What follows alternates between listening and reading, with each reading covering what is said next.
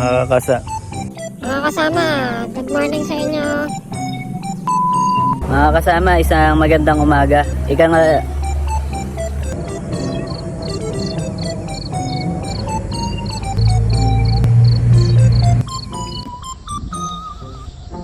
Kasama, isang magandang umaga sa inyo. Ikalawang araw namin dito sa Silangan Blank Space kasama ko ang asawa ko at anak. Bukod sa Cavite Tourist. Ano? Cavite Tourist Bus. Ano Cavite Tourism Passport? Mga kasama, isang magandang umaga sa inyo.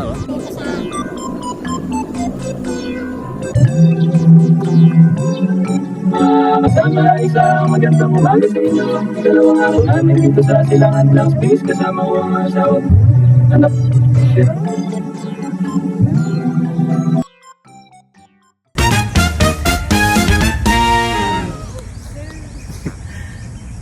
Mga kasama, isang magandang umaga sa inyo. Ikalawang araw namin dito sa Silangan Blank Space. Pasensya na, medyo basa na yung dibdib ko. Kanina pa ako retake ng retake eh. Kanina pa ako nautal eh. Ano ba yung sinasabi ko? Ayun, kasama ko ang asawa at anak ko dito. Ikalawang araw namin. Dito kami nag-camp ngayon sa Silangan Blank Space dahil bukod sa malapit sa amin sa Imus, ang Silangan Blank Space ay napabilang sa tourism spots dito sa Cavite. Pwede nyo siyang i-check on Facebook, type nyo lang yung Biyaheng South. May makikita na kayo na ganyan. Yan. Nakalagay doon Biyaheng South, Cavite Tourism Passport. Napabilang dito ang Silangan Blank Space. So yun lang mga kasama. Tour ko lang kayo mabilis dito sa Silangan Blank Space. Pakita ko sa inyo kung saan kayo pwede magtayo ng tent, mga pitching area nila, at yung CR, pakita ko sa inyo yung shower area. Tara.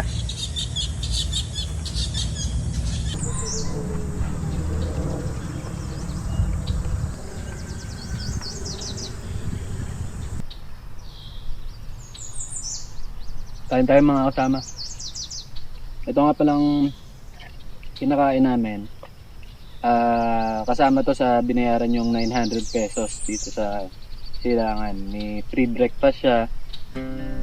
At bibigyan nila kayo doon ng menu kung anong gusto nyong almusalin. Ako pinili ko chicken adobo sa longganisa. Ha? Ano tayo?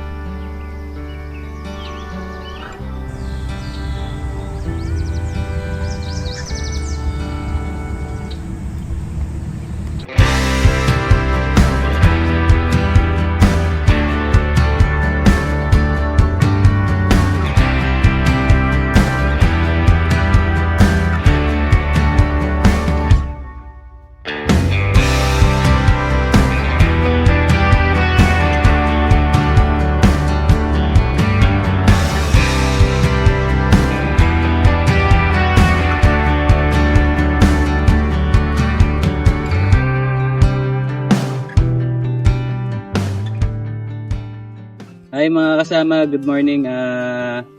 Kapanayam natin ngayon si Ma'am Rosel. Ma'am Rosel, can you introduce yourself? Hello po, I'm Rosel Bauer, owner and manager po ng Silangan Blank.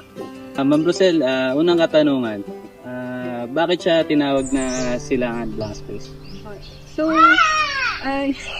So for those po na nagpa-follow na sa atin before, yung previous name po talaga namin was Foreground. Then we had to rebrand kasi merong mga transition sa owner. So ang napili namin name is Silangan. So yun sa Silangan po kasi beginner siya sa mga bagong camper. Dito lagi sila nagtatry ng bagong tent, bagong gears, tapos as in pag first time po nila mag-pitch sa labas ng bahay nila.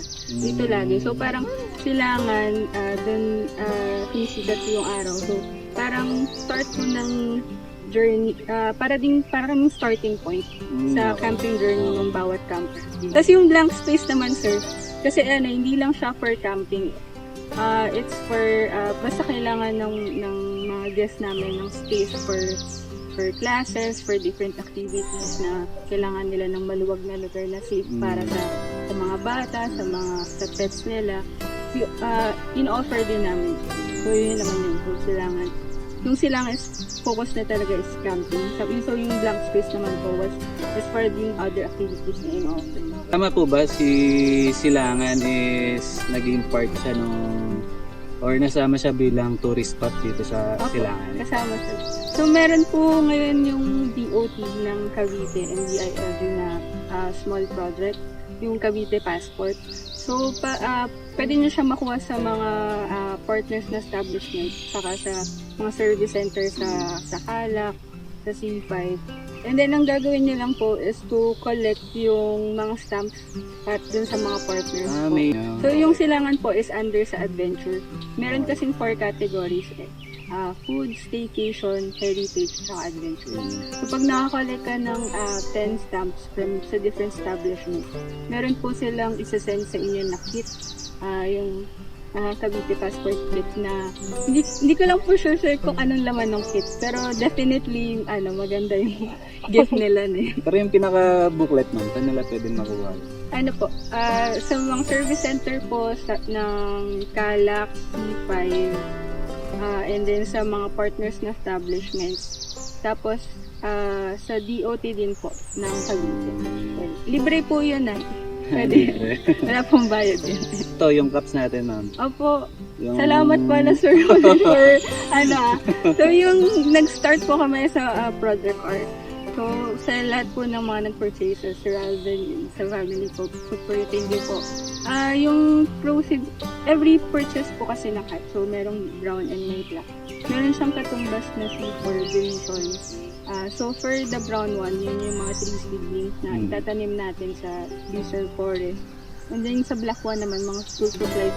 Kasi diba, magpapasokan na ulit. So we're preparing a set of school supplies na ipapamigay natin. Nakapili na po kami ng school, so we'll update you sa proceeds namin. Ano pa bang pwede natin ito? Ma'am Rosel, diskarte o diploma?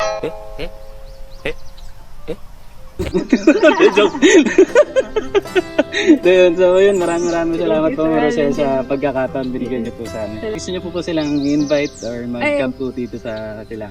So sa mga new campers, sa mga beginners, and then sa mga OG din namin, first po maraming salamat for always supporting us. Sir Alvin and his family has been here twice na, sir? Twice po. So yun, you can visit us sa page kung gusto niyo mag-book, and we offer exclusive camping. So we only accept 2 groups every night, so hindi siya crowded, and yun. So if you're looking for a space to practice pitching or gusto niya lang talaga mag-relax, come visit us. Maraming salamat po. See you next video. Bye-bye. Thank you, Ma'am Rosel. Thank you. So ito, pagpasok mo, yan, makikita nyo farm kitchen, campsite, open space. Ayan, pasok lang kayo diretso dito. Una nyong makikita signage nila, Silangan blank space. Pwede kayong umakyat dyan, may pitching area dyan sila sa taas. Pitching area din dito. Dito, pwede na kayo dyan mag-setup ng tent sa ilalim ng puno na yan. Dito ako nagtayo ng tent. Sorry, hindi ko na napakita dahil nakapagligpit na ako. Sa gilid namin, meron dito parang pavilion. Pwede kayo mag-stay dito. Tignan nga natin yung kabila. Ito, nga pala, dito rin. Pwede rin pala dito. Gitna ng mga punong nyog na yan. Pwede rin kayo mag-setup dyan. Basta ako sa nyo trip. Ito, medyo malamig din yung pitching area dahil nasa ilalim siya ng puno. Hello sa fellow campers namin. Sa kaliwa niyang pitching area na yan, andito yung comfort room. Ito muna, dishwashing area. Katapat na itong CR nila. CR kompleto, bidet, may hugasan ng kamay, ilaw syempre. Tapos may 2 pinto, pambabae, panlalaki. Tapos yung pangatlong pinto, shower area naman. Dito naman tayo. Pagpasok mo ng gate, diretso lang kayo dito sa taas. Kung saan makikita nyo itong signage nila. Okay din yung pagkakagawa ng signage nila. Simple lang. Pag akit nyo rito, yan, dito pwede na kayo mag-pitch ng tent ninyo. Malawak yan. Yung katapat na ito, pababa lang ng konti. Malawak din to. Ilang grupo rin ang kakasya rito. Isang 360 na itong taas ng campsite.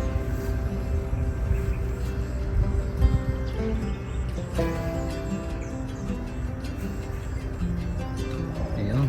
May malapit din siyang CR. Sa likod ng pavilion na yan, may CR. Ito yung CR na malapit sa taas na pitching area. Yun yung gate. Diretso kayo dito, pataas. Ayun yung signage nila. Ayan, simula dyan. Ito na yung pitching area ninyo.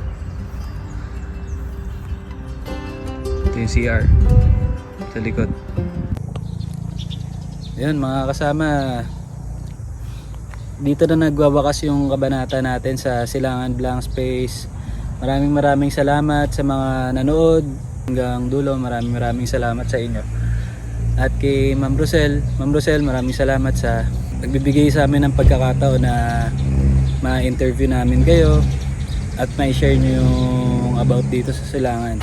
So yun mga kasama, nakapag-pack up na ako, ready na kami umalis. At sa mga walang sawang sumusuporta, maraming salamat sa inyo, sa mga nag-share at like ng videos ko, sa mga nagko-comment, maraming salamat. Sa Kuya Ryan ko, nagpahiram sa akin ng tent at ng awning niya, thank you. Kung bago kayo dito sa channel ko, please like and subscribe para mapanood nyo pa yung mga susunod na kabanata pa natin. So yun lang mga kasama, sa susunod na lang ulit. Bye bye.